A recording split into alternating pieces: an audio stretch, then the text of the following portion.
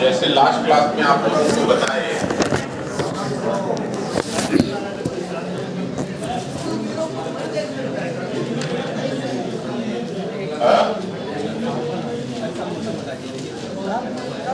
George का ये bench इधर क्यों हटा दिए? यहाँ दिक्कत क्या था? यहाँ पे आइए आप लोग।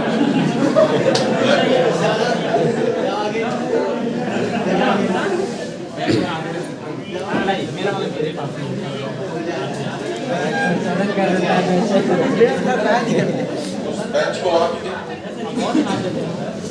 जहाँ तक वहाँ कीजिए।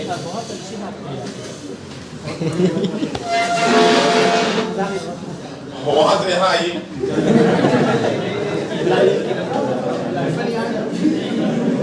यहाँ बैठिए।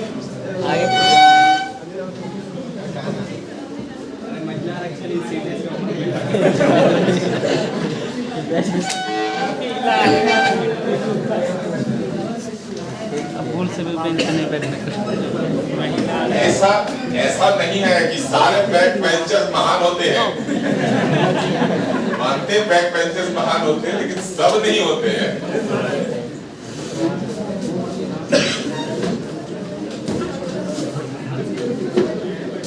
हो गया? चलिए, लास्ट क्लास में हम आप लोगों को ये बता रहे थे कि जब भारत में यूरोपियन कंपनी आई तो इन यूरोपियन कंपनी से हमेशा विवाद होता था किसका? ईस्ट इंडिया कंपनी का। और ईस्ट इंडिया कंपनी ने एक एक करके सारे यूरोपियन कंपनी के जो मर्चेंट एक्टिविटी थे वो लिमिट कर दिया। ना सिर्फ मर्चेंट एक्टिविटी को लिमिट किया, बल्कि उसने उसके पॉलिटिकल पावर को भी लिमिट कर दिया। भारत में ईस्ट इंडिया कंपनी के अलावा, ब्रिटिश ईस्ट इंडिया कंपनी के अलावा अब किसी के पास पॉलिटिकल पावर नहीं है, किसी के पास मिलिट्री रखने का पावर नहीं है। साथ ही साथ अब भारत में जो व्यापार है उस व्यापार पर उसका मोनोपोली है। ऐसे में वो करता क्या था कि भारतीय मजदूरों को, जो हैंडीक्राफ्ट बनाते थे, शिल्पकारों को, वो रॉ मटेरियल दे देता था, बोलता था तुम मेरे लिए बनाओ और उसके बदले हम क्या देंगे? तुमको मजदूरी देंगे। वो फोर्स करता था कि आप हम लोगों के लिए बनाओगे, सिर्फ काम करोगे, बेचने का काम तुम्हारा नहीं होगा। जब सिर्फ वो काम करने के लिए, मजदूरी करने के लिए वो बाध्य हो गए, तो एक मूवी आई थी, देखे होंगे शायद आप लोग, नहीं देखे होंगे, क्रांति। देखे? वो क्रांति में दिखाया गया है कि लोग अपने अंगूठे काट लेते थे ताकि वो शिल्पकारी, हैंडीक्राफ्ट का जो काम है वो नहीं कर सके। हकीकत है वैसा होता था। बाध्य हो जाते थे अपने अंगूठे काटने के लिए कि अंग्रेज उनसे काम ना करा सके। तो भारत के इकोनॉमी को उन्होंने शोषण करना आरंभ किया, और जब शोषण करना आरंभ किया तो ये जो शिल्पकार है, ये जो व्यापारी है, ये भारत के राजाओं के पास जाएंगे, उनसे सहायता मांगेंगे। अभी भारत कई टुकड़ों में बटा हुआ है, छोटे मोटे टुकड़ों में बटा हुआ है। क्यों टुकड़े में बटा हुआ है? क्योंकि आपको बता रहे हैं कि फ्यूडल पीरियड से भी बाहर निकला नहीं है। राज्य के अंदर राज्य है। पूरे भारत पर मुगल का आक्रमण सत्ता है, लेकिन मुगल के अंदर कई जो सत्ता है। तो ऐसे में ये जो व्यापारी वर्ग होंगे, ये शिल्पकार वर्ग होंगे, जब अपने अपने राज्य क्षेत्र के राजाओं से संपर्क करेंगे, अधिकारियों से संपर्क करेंगे, गवर्नर से संपर्क करेंगे, तो इन्हें भी अंग्रेजों से लड़ने की हिम्मत नहीं है। अंग्रेजों के विरुद्ध जाने की हिम्मत नहीं है। तब ये जो भारतीय शासक हैं, उनके व्यापार को संरक्षण देंगे कि हम आपके प्रोडक्ट को खरीदेंगे और हम आपके प्रोडक्ट को बेचेंगे। राज्य के थ्रू व्यापार को संरक्षण दिया जाएगा। लेकिन जब भारतीय लोग, भारतीय शासक भारतीय व्यापार के साथ जुड़ेंगे, भारत के साथ भारतीय शिल्पकारों का सहयोग करेंगे, उनके प्रोडक्ट को खरीदेंगे, तो फाइनली अब अंग्रेजों का कंपटीटर बन गया कौन? ये भारतीय शासक। बहुत सारे हैं। अंग्रेजों ने किसी को तलवार के दम पर जीता, तो किसी के साथ समझौता करके जीता, किसी को ठग करके जीता, लेकिन फाइनली उसका एक ही काम था कि कैसे उस राज्य को जीत करके वहां की जो व्यापार की नीति है, वहां का जो कस्टम नीति है, उसका जो टैक्सेशन पॉलिसी है, उसको अपने पक्ष में कर दे, ताकि उन्हें व्यापार में प्रॉफिट हो सके। वो कौन सा राज्य है? वो सब का सब राज्य देखिए। तरीका है बनाने का देखा है।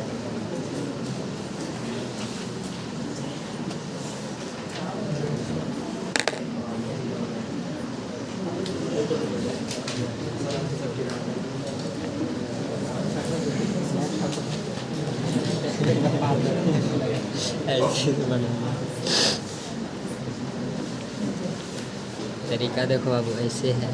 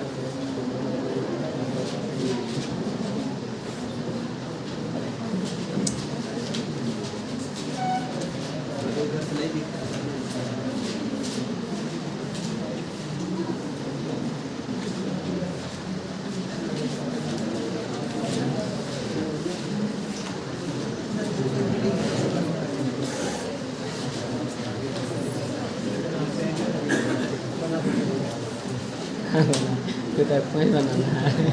इन राज्यों के साथ इनका संघर्ष होगा। बंगाल, मैसूर, हैदराबाद, मराठा, अवध, उत्तर मुगल और पंजाब, ये उस समय के सबसे बड़े राज्य क्षेत्र थे। जब अंग्रेज इन राज्यों को जीत लेगा, तब अंग्रेज भारत के अधिपति बन जाएंगे। यहां ये ध्यान रखेंगे कि उत्तर मुगल औरंगजेब के बाद का जो इतिहास है वो मॉडर्न हिस्ट्री में आएगा, क्योंकि यहां पर अंग्रेजों का हस्तक्षेप अब भारत की राजनीति में बढ़ जाएगा।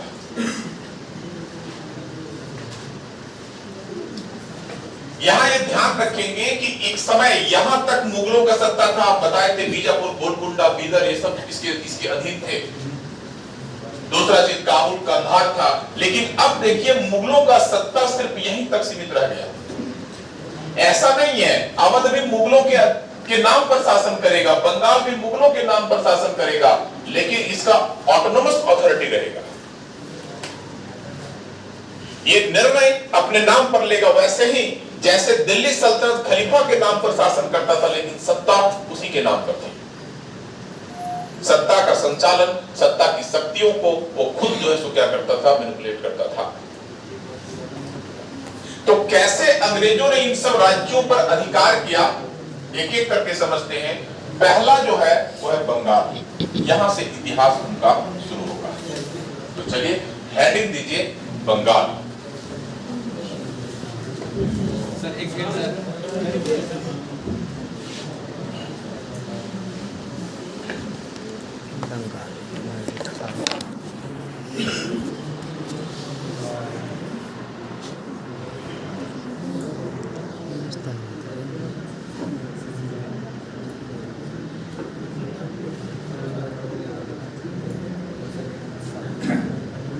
हो गया?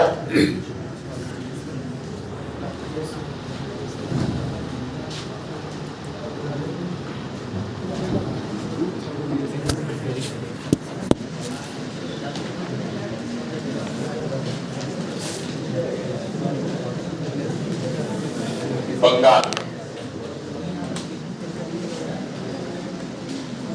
क्या है बंगाल?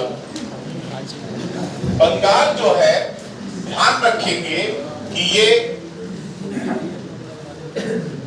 गंगा और उसके सहायक नदी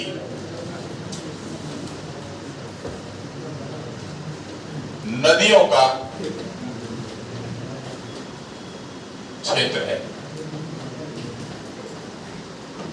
बंगाल जो है वो गंगा और उसके सहायक नदियों का क्षेत्र अर्थात भूभाग, भूखंड है।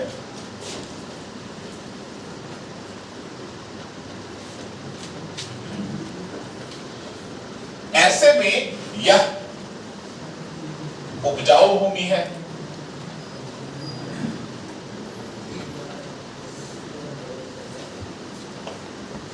कृषि,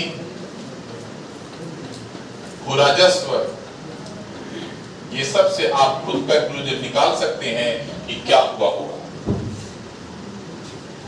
उपजाऊ जब भूमि है तो कृषि का सबसे बेहतर क्षेत्र है और यहां से सबसे ज्यादा रेवेन्यू मिलेगा। बंगाल जो है यह मुगल काल में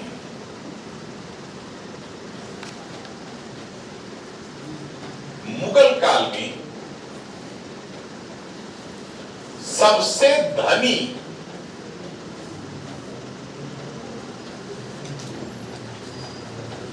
सूबा था।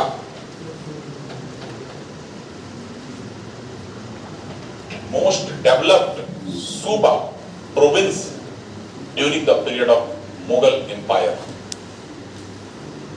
ये जो है, ये जिस समय मुगलों का शासन था, मुगलों के शासन के समय सबसे धनी सूबा था, सबसे धनी राज्य था। तो इस सूबा का जो सूबेदार होता था, मुगल परिवार से संबंधित होता था। मुगल बादशाह हमेशा यह कोशिश करता था कि इसका सूबेदार कोई परिवार से संबंधित हो, राजकुमार हो, बादशाह का, या फिर बादशाह का जो सो भाई हो सकता है, बादशाह का रिलेटिव्स हो सकता है। तो यहां पर जो है मुगल राज परिवार से ही हमेशा होता था, ताकि ये मुगल साम्राज्य से जुड़ा रहे, कभी ये इंडिपेंडेंट ना हो जाए, स्वतंत्र ना हो जाए। यहां तक कि जो बंगाल का सूबेदार बना है, वो एक प्रकार का एलिजिबिलिटी होता था मुगल बादशाह बनने का। तो जो बंगाल का सूबेदार है वो मुगल बादशाह भी बन सकता है। बहुत एग्जाम्पल है इसके, जैसे फारूक सियर, रफीउद्दौला। तो इसका देखेंगे कि जो बंगाल का सूबेदार होता था वो रेयरेस्ट में मुगल बादशाह भी बनता था। ऐसे में जो उत्तर मुगल काल में, पोस्ट मुगल,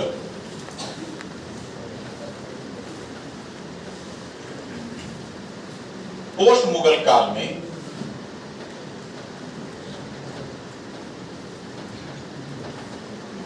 इसका सूबेदार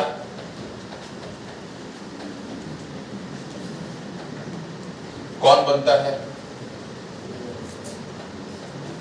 मुर्शिद कुली खां।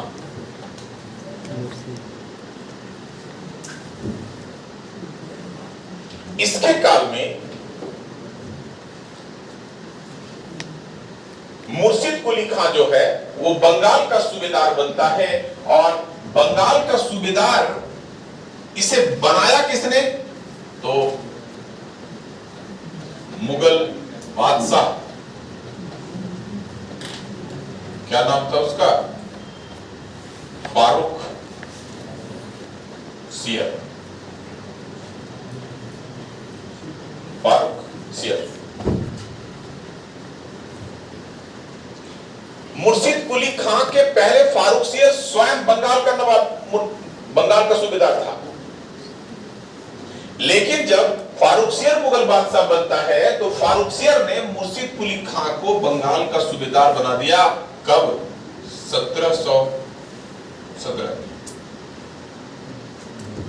1717 में बंगाल का सूबेदार बना दिया।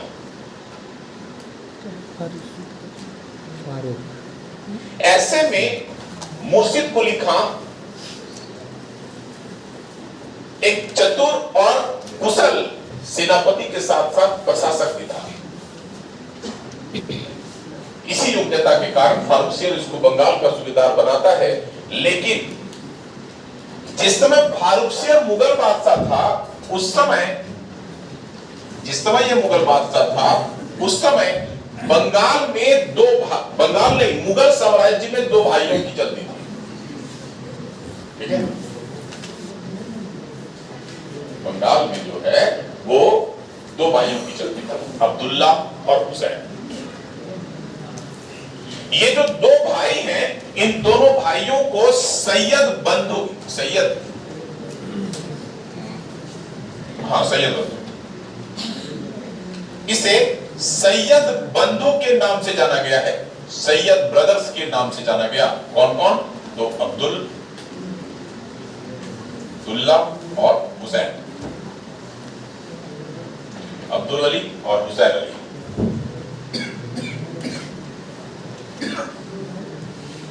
ये दोनों भाई थे, एक वजीर के पद पर था, दूसरा मीर बख्शी के पद पर था।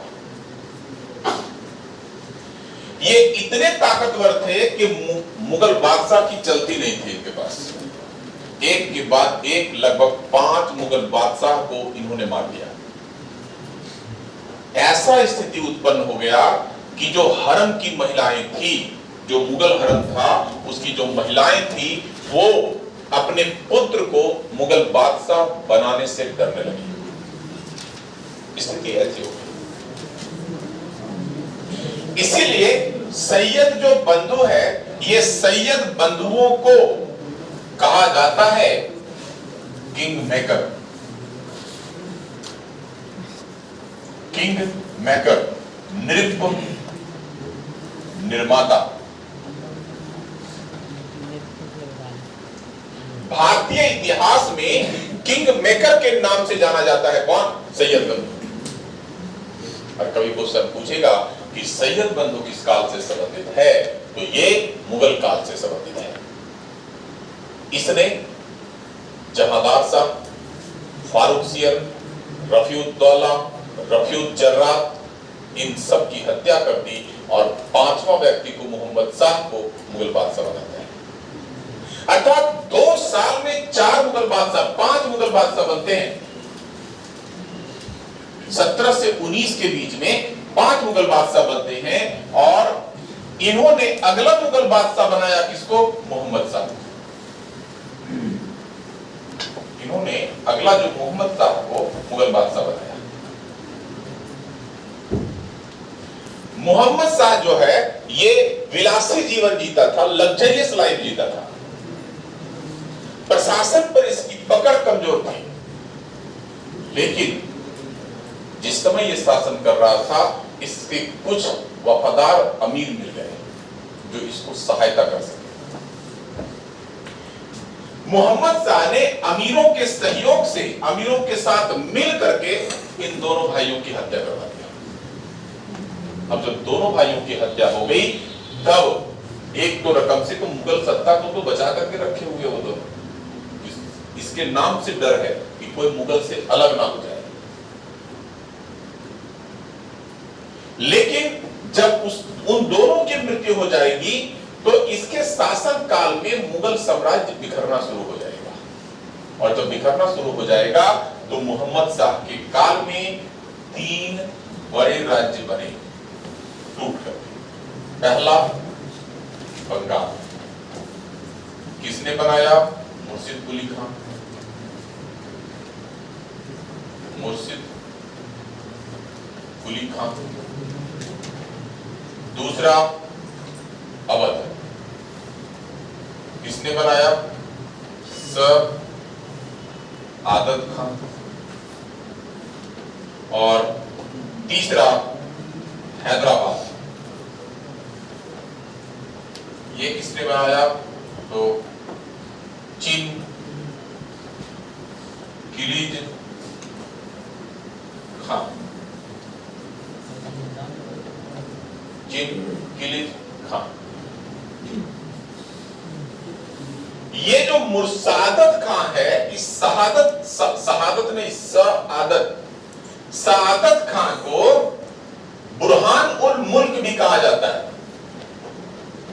बुरहान उल मुल्क भी कहा जाता है। लेकिन जो चिनकिलीज खां है, इसको निजाम उल मुल्क भी कहा जाता है। निजाम उल मुल्क। हाँ? क्या हुआ? चिनकिलीज खां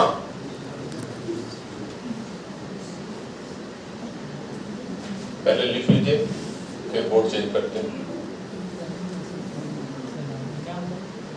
निजाम उल मुल्क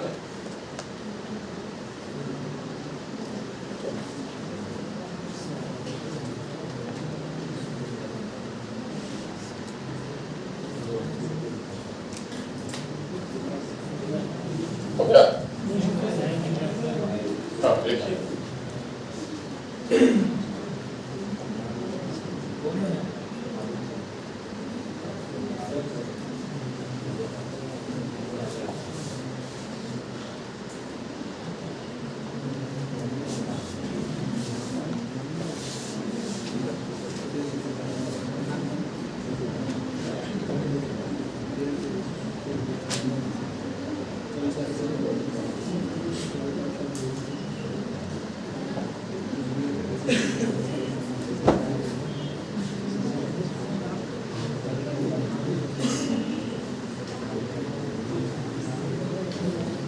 हो गया?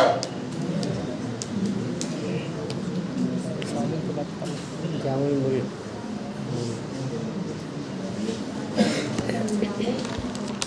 हाँ, निजाम उल मुल्क चिनकिलीज, हैदराबाद को चिनकिलीज खान पसंद है।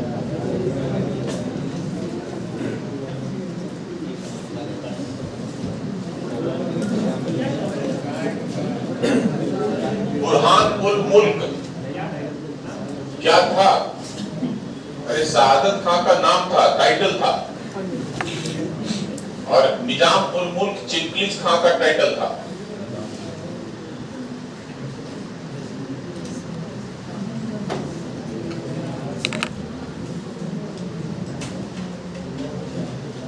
हो गया?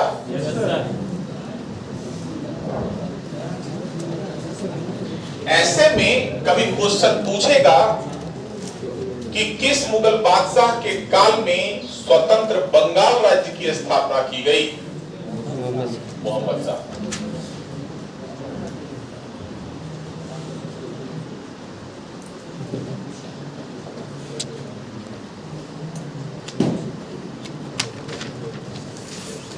मुर्शिद कुली खां, मुर्शिद कुली खां ने 1719 ईस्वी में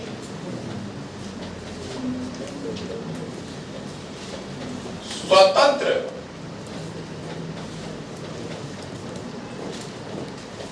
बंगाल राज्य का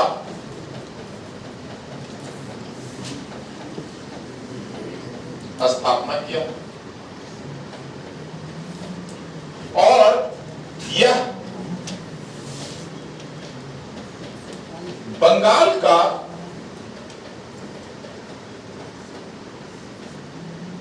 प्रथम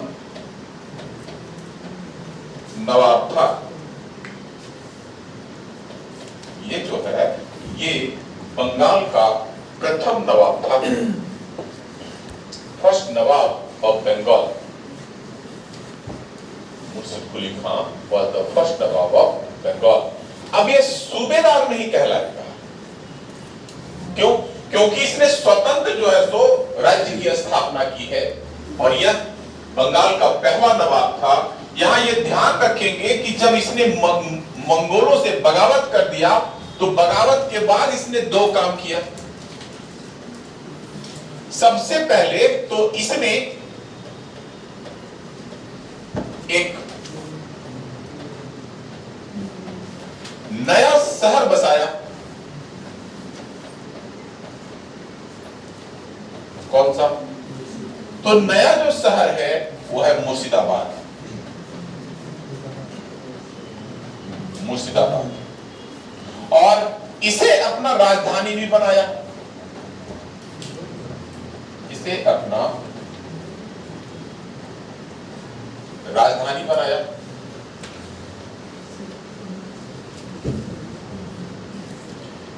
जिस समय बंगाल का सूबा था, ये मुगल का सूबा था बंगाल, उस समय जो बंगाल से टैक्स वसूला जाता था, ये टैक्स कलेक्टर अपॉइंट किए गए थे किसके द्वारा? मुगलों के द्वारा। तो ये डिवोटेड थे किसके प्रति? मुगल के प्रति। ऐसे में मुगल के जो डिवोटर्स थे, जो लैंड रेवेन्यू कलेक्टर थे, उन सब के प्रभाव को कम करने के लिए इसने एक नया लैंड रेवेन्यू पॉलिसी जारी किया। क्या है वो लैंड रेवेन्यू पॉलिसी? मुर्शिद कुली खान ने एक नया प्रकार का नया कर व्यवस्था, न्यू लैंड रेवेन्यू सेटलमेंट जारी किया, जिसे इजारे दारी व्यवस्था कहा जाता है। इजारेदारी सेटलमेंट के नाम से जाना जाता है। इजारेदारी land settlement introduced in Bengal by the Murshid Quli Khan. इजारेदारी land settlement introduced in Bengal by the Murshid Quli Khan. क्या होता था इसमें? इसने भूमि को कई राजस्व स्रोतों में बांट दिया। इजारेदारी व्यवस्था के तहत भूमि को, लैंड को कई जो है सो राजस्व स्रोत में बांट दिया, राजस्व क्षेत्र में बांट दिया, और सभी का ऑक्शन लगा दिया कि जो भी यहां से लैंड रेवेन्यू वसूल करके देगा, मैक्सिमम लैंड रेवेन्यू वसूल करके देगा, उसे लैंड रेवेन्यू कलेक्टर अपॉइंट कर दिया जाएगा। अर्थात यह क्या? बोली पर आधारित, बोली आधारित ऑक्शन बेस्ड राजस्व व्यवस्था था। अर्थात ठेकेदारी प्रथा, ठेकेदारी राजस्व व्यवस्था थी, राजस्व व्यवस्था थी। और इन दोनों के द्वारा मुर्शिद कुली खान ने मुगलों के प्रभाव को बंगाल में पूरी तरह से समाप्त कर दिया। जब यह स्वतंत्र रूप से शासन किया तो यह या फिर इसका जो शासन है, ये 1717 से 1727 तक इसने शासन किया। लगभग 10 वर्ष तक इसने शासन किया।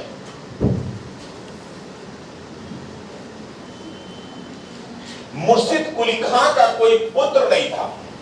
ऐसे में इसका उत्तराधिकारी कौन बना? इसका उत्तराधिकारी कौन बना? तो इसका उत्तराधिकारी बनता है शुजा उद्दीन। कौन बना? शुजा उद्दीन।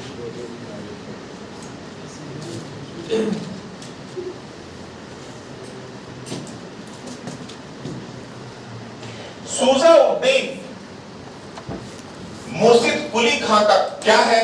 तो यह दामाद है। मुर्शिद कुली खान का दामाद है।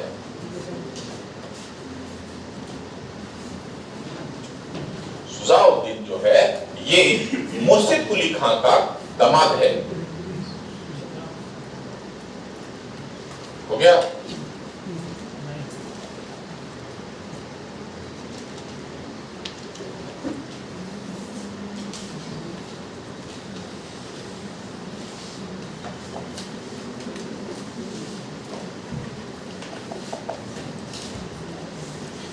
सुजाउद्दीन का शासन था, तो सुजाउद्दीन के काल में, इसके काल में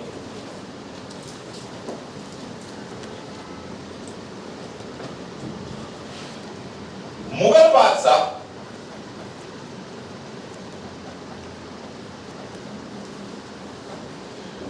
मोहम्मद शाह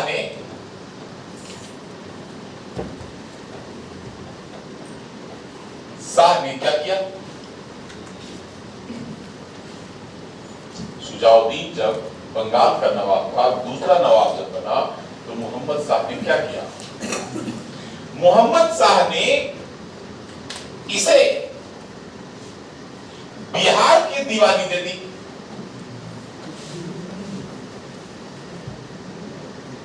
बिहार की दीवानी दे दिया।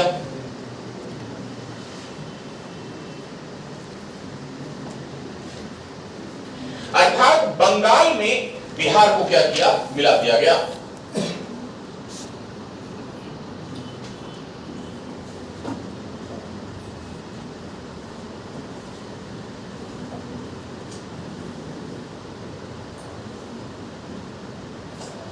हो गया।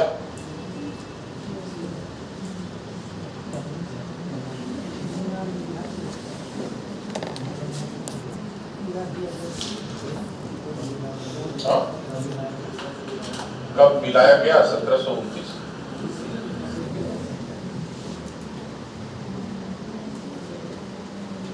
हो गया।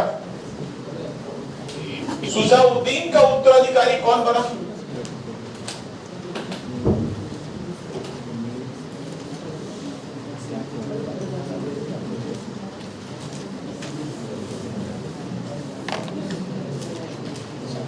सुजाउद्दीन का उत्तराधिकारी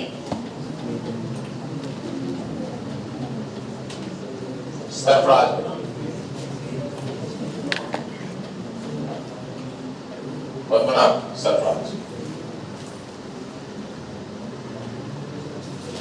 जिस समय सरफराज बनता है, सरफराज को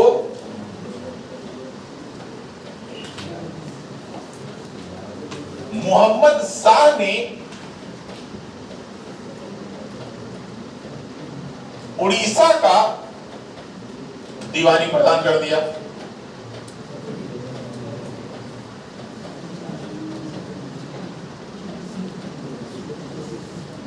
सरफराज को जो है मोहम्मद शाह ने क्या किया? तो उड़ीसा का दीवानी प्रदान कर दिया। ऐसे में रेलवे में एक प्रश्न पूछा गया है कि वह बंगाल का पहला नवाब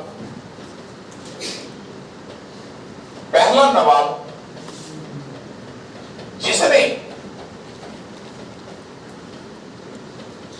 बंगाल, बिहार और उड़ीसा पर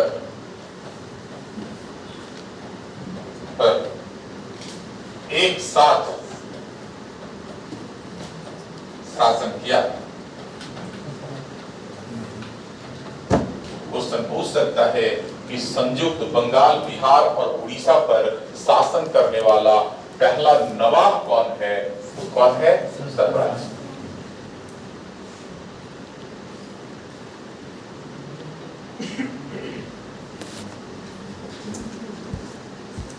हो गया।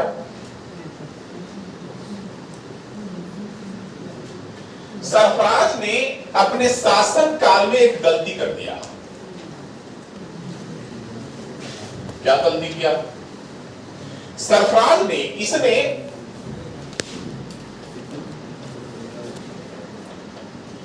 बिहार का उप दीवान अलीवर्दी खां को नियुक्त किया।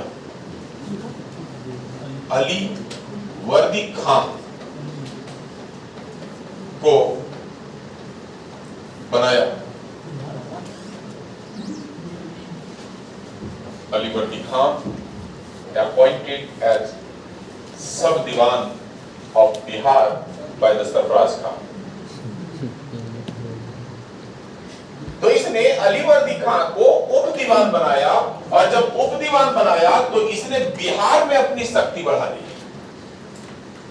अलीवर्दी खां जो है इसने बिहार में अपनी शक्ति बना ली, और जब बिहार में शक्ति बना ली तो यही अलीवर्दी खां मौका देख करके 1740 में इसकी हत्या कर दिया। अलीवर्दी खां जो है 1740 ईस्वी में सरफराज खां की हत्या कर दिया और स्वयं जो है बंगाल का नवाब बन गया। अलीवर्दी खां 1740 में बंगाल का नवाब बना।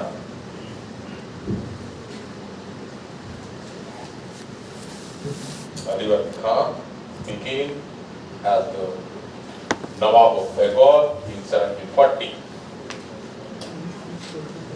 हो गया?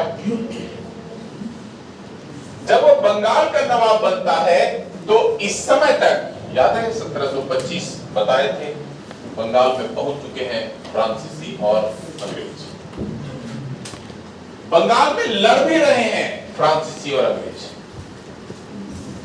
वो सिर्फ पहुंचे नहीं हैं बल्कि वो बंगाल में लड़ भी रहे हैं।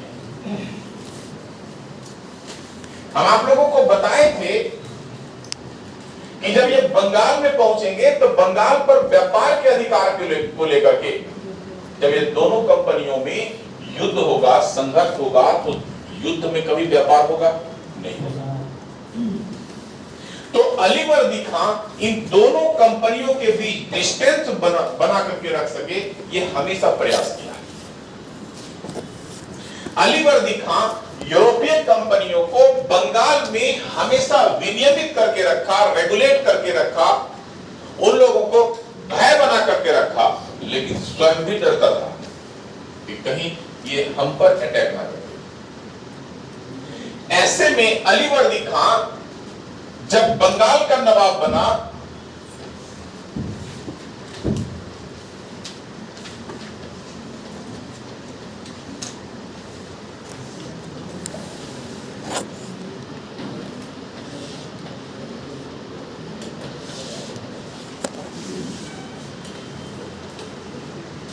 अच्छा, अलीवर्दी का मतलब क्या होता है?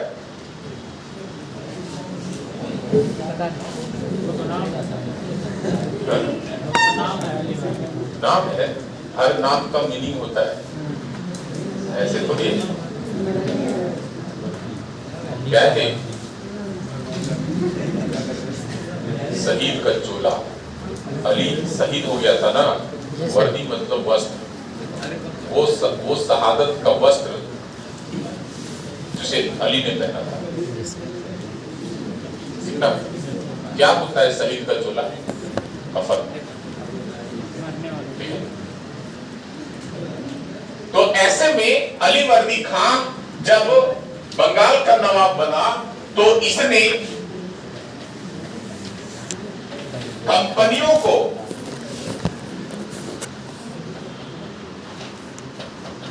नियंत्रित करने के लिए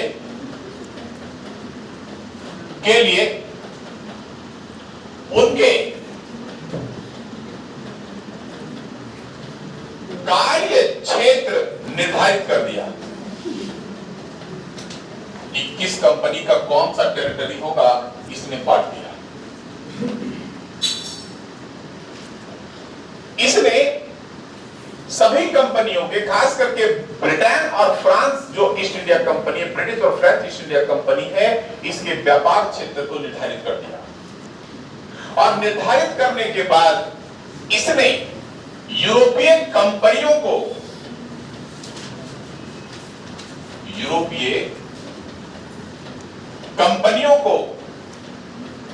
तुलना किया, इससे मधुमक्खी से।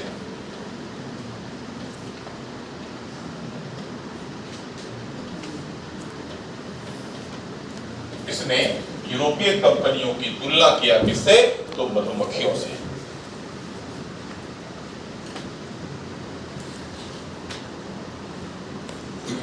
कभी पुस्तक पूछेगा कि बंगाल का वह कौन सा नवाब है जिसने यूरोपीय कंपनियों को मधुमक्खियों से तुलना किया, तो किसने? क्या हो रहा है? क्यों कह दिया मधुमक्खी? हाँ? एक जगह इससे बड़ा भारत भाग दुनिया में सबसे अच्छा कॉलोनी कौन बनाता है पता है? हाँ? चींटी। हाँ? उससे भी चींटी, उसके बाद जो बनाता है वो बनाता है भौरे होते ना, और तब बनाता है मधुमक्खी। एक जगह कैसे नहीं है? मधुमक्खियों के कॉलोनी पर रिसर्च होता है आज भी कि क्या वैसा ह्यूमन लाइफ हो सकता है। समझ गए? इसकी तुलना इसलिए किया क्योंकि अगर इसे परेशान नहीं किए ना, अगर परेशान नहीं किए तब तो ये शहद देगा, मीठा शहद। और ये मीठा शहद क्या है? राजस्व। अगर इनको सुविधाएं दिया जाए तो मीठे शहद देगा, रेवेन्यू देगा। और अगर परेशान कर दिए तब तो ये काट खा जाएंगे, है ना? परेशानी पर क्या करेंगे? काट देंगे, अर्थात उसके राज्य को परेशान कर देंगे। राज्य क्या होगा? अस्त व्यस्त हो जाएगा। यहां यह ध्यान रखिएगा कि अलीवर्दी खां यूरोपीय कंपनियों से रेवेन्यू प्राप्त करने के लिए उन कंपनियों को सुविधाएं भी दिया, इन कंपनियों के बीच विवाद ना बढ़े, इसलिए उनको अपनी अपनी कार्य क्षेत्र भी प्रदान कर दिया, उनके क्षेत्र का निर्धारण भी कर दिया। ये अब तक का जितना भी नवाब है कंपनियों के साथ, यूरोपीय कंपनियों के साथ सबसे बेहतर तरीके से भेंट किया, कंपनियों का लाभ भी उठाया और उसके राज्य को डिस्टर्ब भी नहीं हुआ। इसने राज्य में सुधार भी किया। इसी के शासन काल में, इसी के काल में बंगाल पर मराठों का आक्रमण हुआ। मराठों का आक्रमण हुआ। ऐसे में इसने मराठों को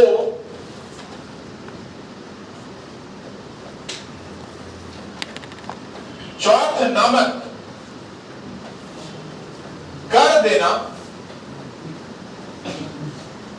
स्वीकार किया। क्वेश्चन पूछेगा कि बंगाल का वह पहला नवाब जिसने मराठों को चौथ दिया, चौथ a type of tax which was collected by Maratha, ठीक है? चौथ जो है एक प्रकार का कर है। कैसा कर है बताए? एज इट इज जजिया। जजिया का मतलब क्या था कि जिस राज्य को मुस्लिमों ने जीत लिया वहां के नॉन मुस्लिम जो हैं वो क्या देंगे? टैक्स देंगे। यहां पर जजिया और चौथ में यही अंतर है कि जिस राज्य को मराठों ने पराजित कर दिया, अब उस राज्य को सैनिक सुरक्षा के लिए या उस पर फिर से मराठा आक्रमण ना करे, इसलिए वो राज्य उसको टैक्स देगा। सैनिक सुरक्षा के रूप में था, उसके सैनिकों से आक्रमण नहीं होगा मराठों से, इसलिए ये चौथ नामक कर जो है वसूलते थे कौन? मराठा।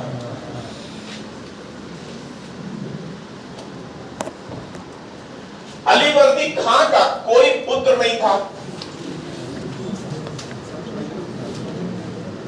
अलीवर्दी खां का कोई पुत्र नहीं है।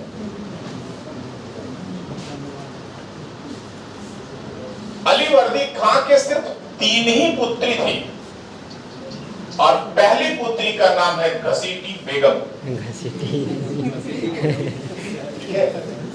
और ये घसीटी बेगम कौन है पता है? मीर जाफर की पत्नी अर्थात मीर जाफर अलीवर्दी खां का दामाद है।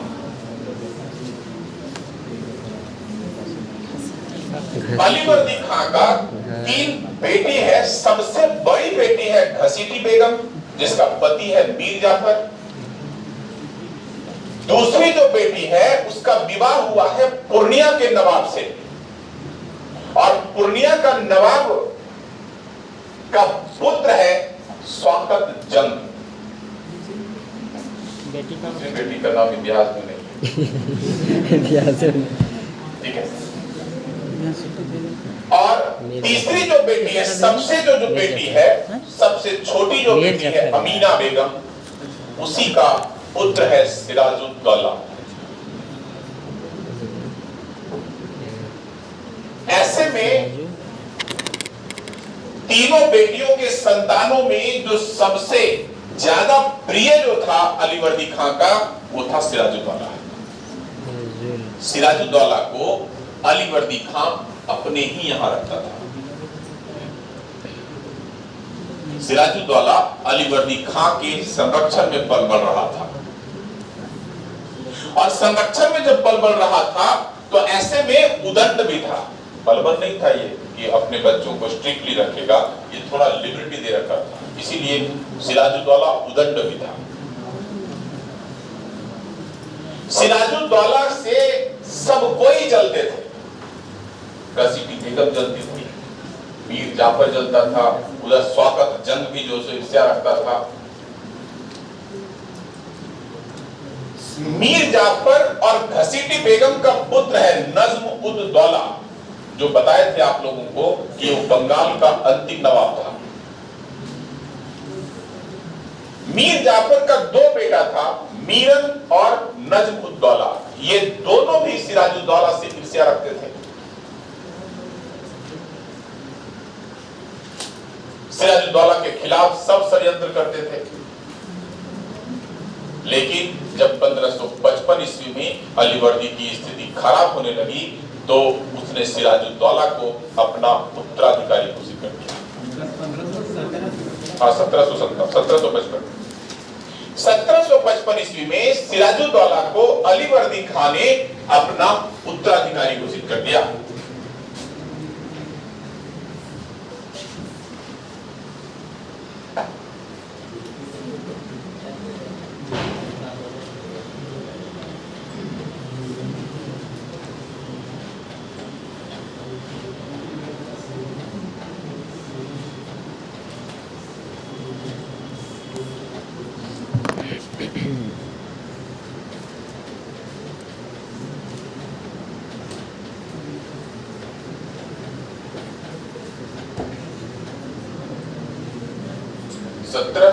ईस्वी में अलीवर्दी खां ने अपना उत्तराधिकारी किसको बनाया? तो सिराजुद्दौला। जब सिराजुद्दौला को उत्तराधिकारी बनाता है तो सिराजुद्दौला के विरुद्ध सिराज उद दौला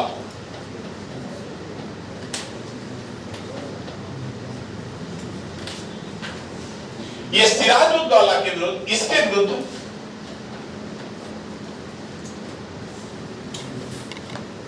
दरबारी षड्यंत्र,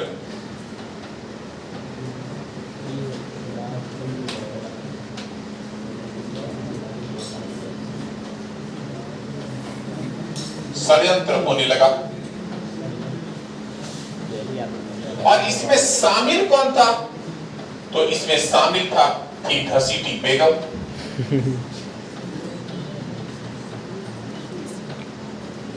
मीर जाफर,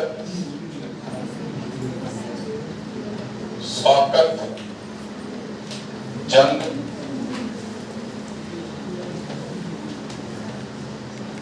उसके बाद जगत सेठ,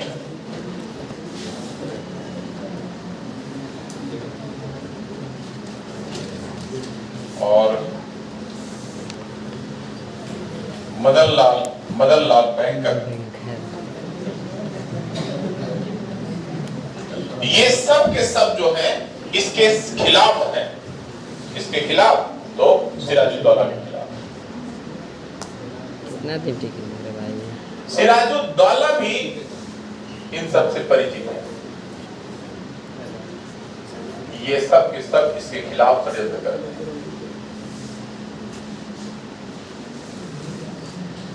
ऐसे में सिराजुद्दौला जो है इन सब के खिलाफ कार्रवाई भी करता है। मीर जाफर का एक बेटा है मीरन की हत्या कर देता है। कहां पे? साहेबगंज के पास। कभी क्वेश्चन पूछेगा झारखंड में मीरन का मकबरा कहां है, तो साहेबगंज में। तो मीरन को सिराजुद्दौला ने क्या किया? हत्या कर दिया। और यहां से यह षड्यंत्र और बढ़ गया। इस षड्यंत्र में इन्वॉल्व हो गए कौन? अंग्रेज। इस षड्यंत्र में अंग्रेज जो हैं वो इन्वॉल्व हो गए। और जब अंग्रेज इन्वॉल्व हो जाते हैं तो इस बात की भी जानकारी होती है किसको? सिराजुद्दौला भी मौके की तलाश में है कि कैसे अंग्रेजों के खिलाफ एक्शन लिया जाए। हुआ क्या कि बंगाल में दो कंपनी है, एक फ्रांसीसी और दूसरा अंग्रेज।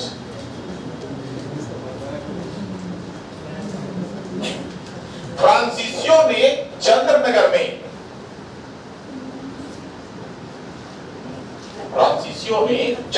में क्या किया? जो फैक्ट्री थी उसका फोर्टिफिकेशन कर रहा था, किलाबंदी कर रहा था। बंगाल के चंद्रनगर में फ्रांसीसी जो फैक्ट्री है उस फैक्ट्री का किलाबंदी किया जा रहा था। अंग्रेज जो है कहां पे कर रहे थे? कासिम बाजार में। अंग्रेजों ने कासिम बाजार में किलाबंदी करना शुरू कर दिया।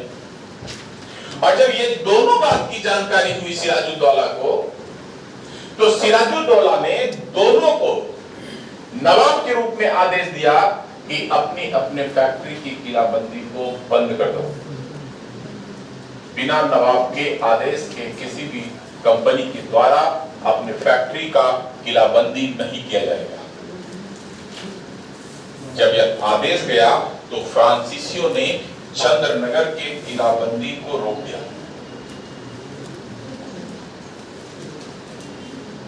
लेकिन अंग्रेजों ने कासिम बाजार के किलाबंदी को जारी रखा।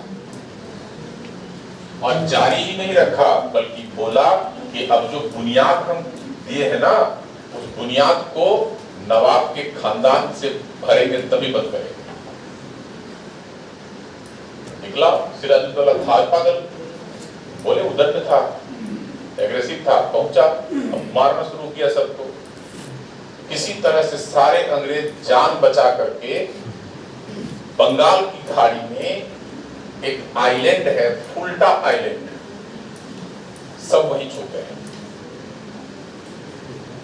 और फुल्टा आइलैंड से वो कॉन्ट्रैक्ट किए चेन्नई के ईस्ट इंडिया कंपनी से कि बचाओ, बंगाल का नवाब मार देगा हम सब।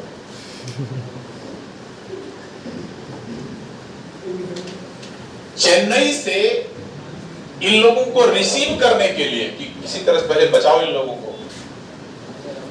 फुल्टा आइलैंड में भूखे प्यासे जो लोग थे उन लोगों को बचाने के लिए चेन्नई का जो कंपनी का जो क्वार्टर था उसने एक क्लर्क के नेतृत्व में इन लोगों को भेजा कि उन लोगों को लेकर के आओ या बंगाल पहुंचाओ, बात करो। एक क्लर्क, ध्यान रखेंगे सिर्फ क्लर्क है वो।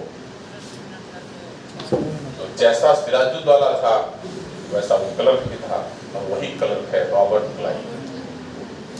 रॉबर्ट क्लाइव इन लोगों को संरक्षण देने के बजाय, लाने के बजाय बंगाल पहुंच गया। अब बंगाल पहुंचने के बजाय इसने अपना गेम करना शुरू किया। पहले तो षड्यंत्र समझौता किया सिराजुद्दौला से, ठीक है मैं कंपनी का किलाबंदी नहीं करूंगा, मौका पहले हमको यहां रहने दो। यहां देखेंगे क्या कि सिराजुद्दौला जब इन लोगों को बंगाल में प्रवेश करने की अनुमति दिया, जैसे ही बंगाल में प्रवेश करेंगे ये बंगाल पर आक्रमण कर दिया। अब बंगाल पर आक्रमण करने के साथ ही सिराजुद्दौला के सैनिक पराजित हो जाते हैं, और पराजित जब होते हैं तो एक समझौता होता है अलीनगर की संधि, ट्रीटी ऑफ अलीनगर।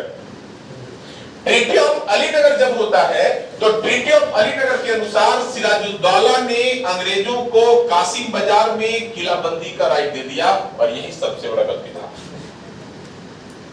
क्योंकि जब एक बार किला बन गया तो उस किला के अंदर सैनिक बढ़ाएंगे।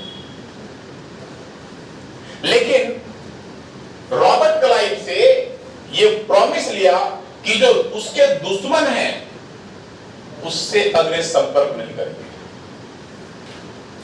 अंग्रेजों ने भी एक्सेप्ट कर लिया कि ठीक है, जो नवाब के दुश्मन होंगे उसके खिलाफ मिलकर के षड्यंत्र नहीं करेंगे, हमें किलाबंदी का अधिकार दिया है। लेकिन इस बीच नवाब को बदनाम करने के लिए कई ऐसे षड्यंत्र जो है अंग्रेजों ने रचा खुद। इन्हीं में से एक घटना है ब्लैक हॉल कॉन्स्पिरेसी, काल कोठरी की घटना। काल कोठरी की घटना, काल कोठरी की घटना में बताया गया है कि 14x16 का एक कमरा था, है ना, 14 फीट और 16 फीट का एक कमरा था, और उस कमरे में सिराजुद्दौला ने 146 अंग्रेजों को ठूस दिया और ताला लगा दिया, जिसमें 138 जो हैं वो घुट करके मर गए, दम घुटने से मर गए, और 8 जो बचे, उन 8 में से एक जो अंग्रेज था उसका नाम है हॉलवेल। और इस घटना के कारण जो सिराजुद्दौला के मित्र थे वो भी सिराजुद्दौला के शत्रु बन गए, क्योंकि इसने मानवता का हनन किया है। ये दयनीय चीजें थी।